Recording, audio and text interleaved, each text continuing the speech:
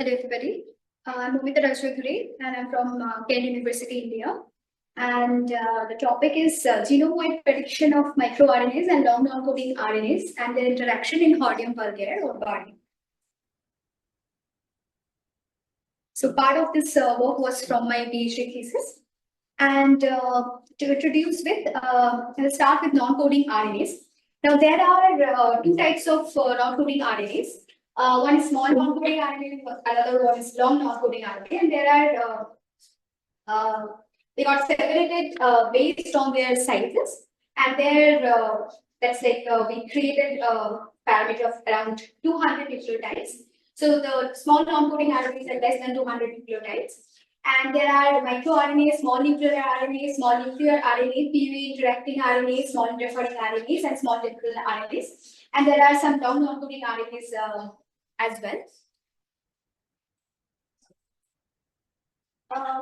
So the microRNAs are basically 20 to 24 nucleotides long, endogenous small non-coding RNAs, and they regulate the gene expression post-transcriptional methods in plants, animals, and viruses.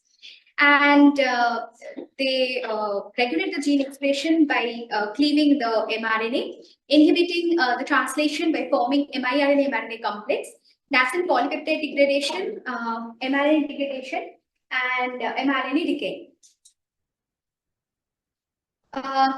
So many microRNAs have already been found to be involved in developmental plasticity, abiotic stress responses, and symbiotic processes. Coming to long non-coding RNAs, they are the transcripts which are larger than 200 nucleotides, and they have an open reading frame of less than 100 amino acids. And they transcribe by sometimes by RNA polymerase 2 or 3, or plant-specific polymerase 4 and polymerase 5 also. And they are the important regulator of transcription. Now, LNCINs are also found in animal, plant, viruses, and however, they are poorly conserved with different species, unlike the microRNAs. And they play significant roles in biological processes like transcription, translation, cell cycle, apoptosis, and so on. And they're involved in the growth regulation, differentiation, stress responses, etc. Now coming to Hordeum vulgare or barley, it's a self-pollinating diploid species from Poaceae family, and they're the major source of carbohydrates, proteins, vitamins, and minerals. And they're ingredients of health foods, animal fodder, and beverages. So this is how we predicted the microRNA by computational methods. First, we collected all known periplantine mRNAs from Midwest 22. After that, we collected whole genome or EST-GSS from the NCBI or Plant Genome and Systems Biology databases. And then we did a blast in for finding out the matching sequences. Then we also collected the coding DNA sequences from NCBI. Then we did another blast in and we removed the CDS. After that, we used some filters to get the novel microRNAs.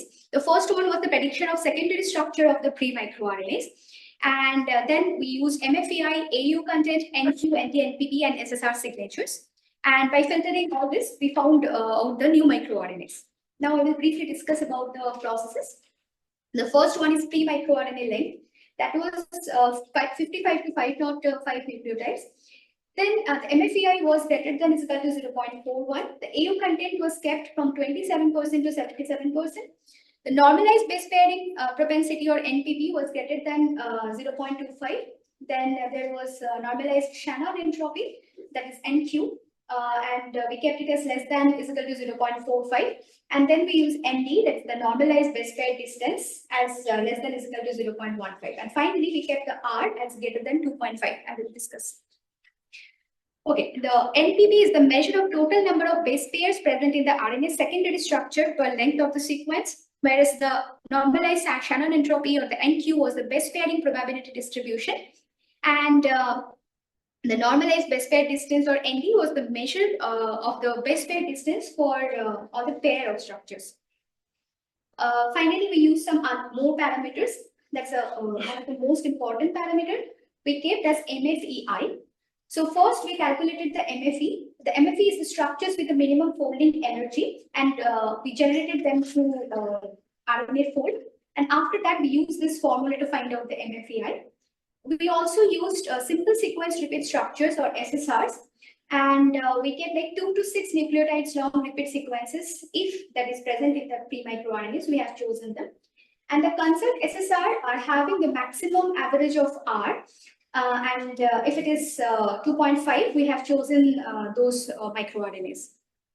So finally, these are the 7 criteria we used for the prediction of the new microRNAs. The first one was the formation of stem loop structure with MFEI, which is greater than or equal to 0.41. Then there should be a mature microRNA sequence present in one arm of the stem loop structure of the pre-microRNA. And then the microRNA sequences must not have more than 6 mismatches with the miRNA start sequences. And the miRNA start sequence should not contain any loop or break. And range of AU content we kept as 22% and rest of the parameters I already discussed.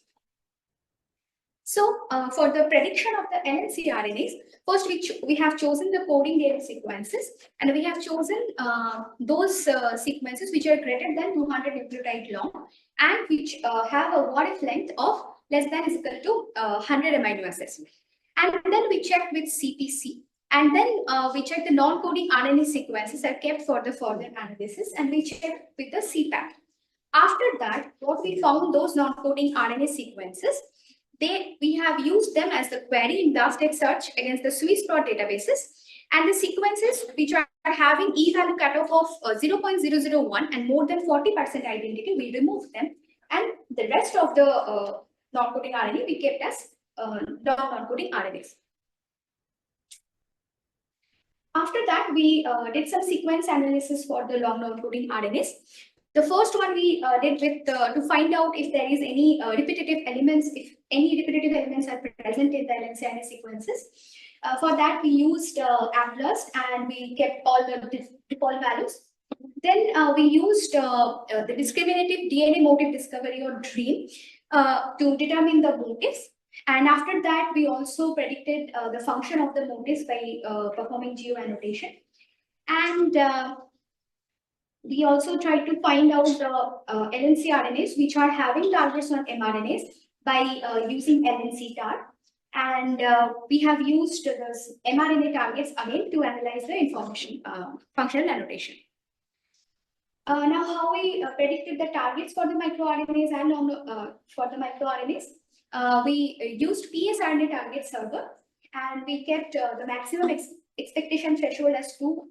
And we kept the nucleotides for complementary scoring, and the HP size we kept as same as the mature microRNA length.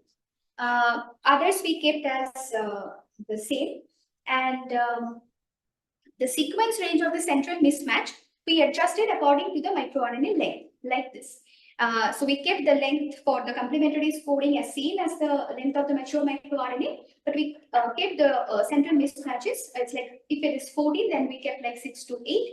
If it is 17, 8 to 9. If it's 24, then 11 to 30. Now for the geo-analysis of the predicted targets, we used the corresponding protein IDs of the target mRNAs, and we tried to predict their involvement in biological processes, molecular functions, and cellular component binding. And we used this information from UniProt retrieve ID mapping. Now we, after finding out the microRNAs, what we did some experimental validation. First, we took 10 or 15 days old seedling leaves, and we used mid-premier microRNA isolation kit for the isolation of small RNA. And after that, we checked their quality and quantity. After that, we did the cDNA synthesis. We used the small RNA gene-specific stem loop primers and RNase-free H2 for that, and we used this PCR reaction for this. First, we took the step of 16 degrees centigrade for 30 minutes, and the other steps are there. And then we performed a QRT-PCR, or quantitative resistance there's PCR, and we use cyber-build support mix here. So coming to the result section, what we got, first we obtained 846371, And finally from there, we collected 783 sequences, and then 870 mature microRNAs we have obtained. And from there, it was the 451 novel microRNAs we found. And this is the length distribution. We can see the most of the microRNAs are of about 21 nucleotides long. And we found out this microRNAs belong to different families. And we found that MIR 5021 is the prevalent one for this. Then for the LNCRNAs, we found 1,567 LNCRNAs. And this is the distribution of the LNCRNA length.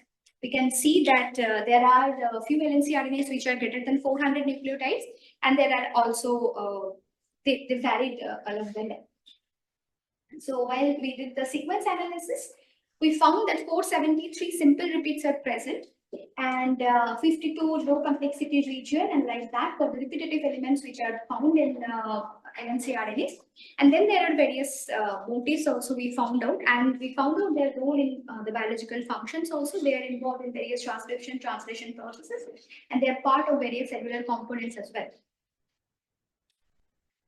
Here I am showing the interaction of miRNA and LNCRNA.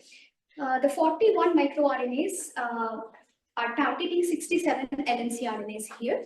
And here the light green boxes, they're the microRNAs, and the light blue boxes, they're the LNCRNAs. This is the standard and dissociation curve of the reference gene for microRNA, which is U6SNRNA. And this is the expression profile where we can see that MIR1171C and MIR6485 was higher. We also found that 138 microRNAs of the Hordeum vulgare we found. They are targeting 687 mRNAs, which are involved in various biological processes like translation, transport, transcriptional regulation, photosynthesis. Also, they are involved in various molecular functions like binding activities, enzymatic activities, and they are also part of important cellular components. So this is the final conclusion. We found out 500 mature microRNAs, among which 451 we found as the novel, and they belong to total 64 microRNA families. And the length was varied from 16 to 24, where it was mostly about 21 nucleotides. Then finally, we found out 15667 LNCRNAs, and among these 67 LNCRNAs are targeted by 45 microRNAs predicted in this study.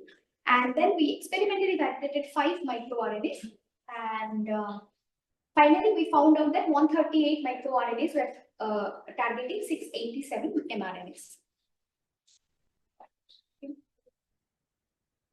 Thank you.